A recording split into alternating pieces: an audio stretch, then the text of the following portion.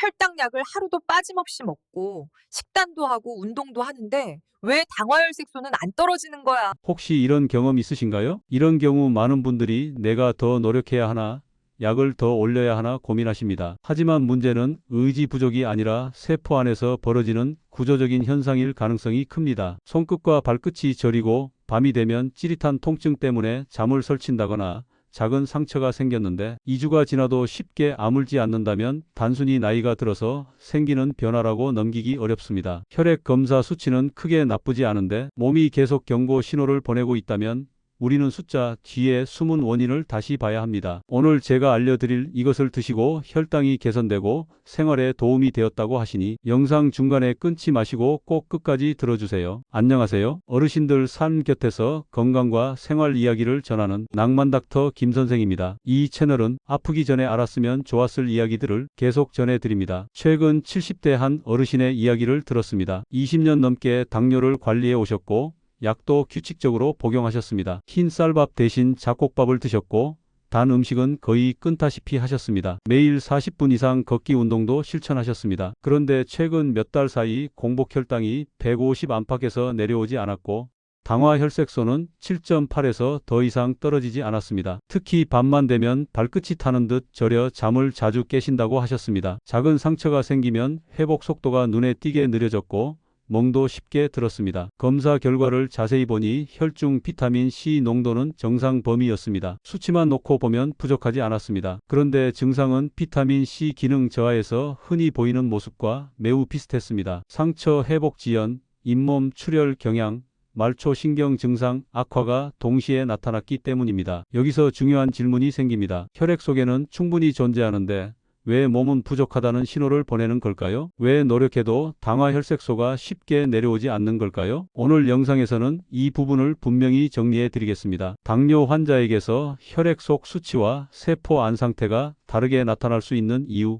그리고 이 구조를 이해하지 못하면 아무리 관리해도 수치가 정체되는 이유를 설명드리겠습니다. 특히 과일도 챙겨 먹고 종합 비타민도 먹는데 왜 효과를 못 느끼는지 궁금하셨던 분들은 끝까지 들어보셔야 합니다. 핵심은 얼마나 먹었는가가 아니라 세포 안으로 제대로 들어가서 쓰이고 있는가입니다. 이 지점을 이해하는 순간 지금까지 풀리지 않던 퍼즐이 맞춰지기 시작합니다. 비타민C와 포도당은 분자 구조가 매우 비슷합니다. 이 두 물질은 세포 안으로 들어갈 때 같은 통로를 사용합니다. 이 통로를 GLUT 수송체라고 부릅니다. 문제는 당뇨 환자분들은 혈액 속에 포도당이 과도하게 많다는 점입니다. 공복 혈당이 150, 180으로 유지되는 상태에서는 세포 문 앞에 포도당이 먼저 줄을 서 있는 것과 같습니다. 이 상황에서는 비타민C가 충분히 있어도 세포 안으로 들어가기 어렵습니다. 혈액 검사에서는 정상 수치로 보이지만 실제 세포 내부에서는 기능적으로 부족한 상태가 될 수 있습니다. 이를 세포 수준의 기능적 결핍이라고 합니다. 이 현상이 왜 중요하냐면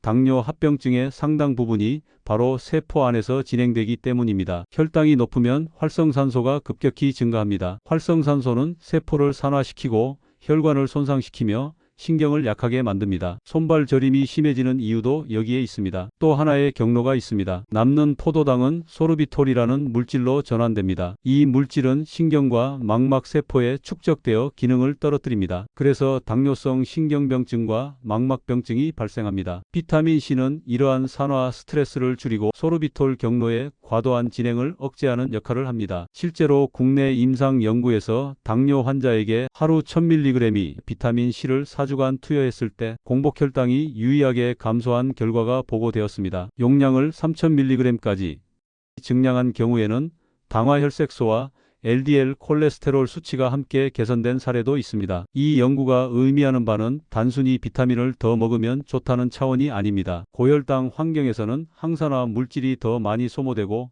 세포가 방어력을 잃기 때문에 추가적인 보강이 필요하다는 점을 보여줍니다. 즉, 당뇨 환자에게는 일반 권장량인 100mg 수준으로는 부족할 수 있습니다. 혈액 속 수치만 보고 충분하다고 판단하는 것은 절반의 해석일 뿐입니다. 중요한 것은 세포 안으로 실제로 들어가 사용되고 있는가입니다. 그렇다면 어떻게 복용해야 안전하면서도 효과를 기대할 수 있을까요? 이어서 구체적인 방법을 정리해 드리겠습니다. 복용 방법은 반드시 단계적으로 접근해야 합니다. 처음부터 고용량을 무리하게 시작하는 것은 바람직하지 않습니다. 첫 단계는 하루 1000mg입니다.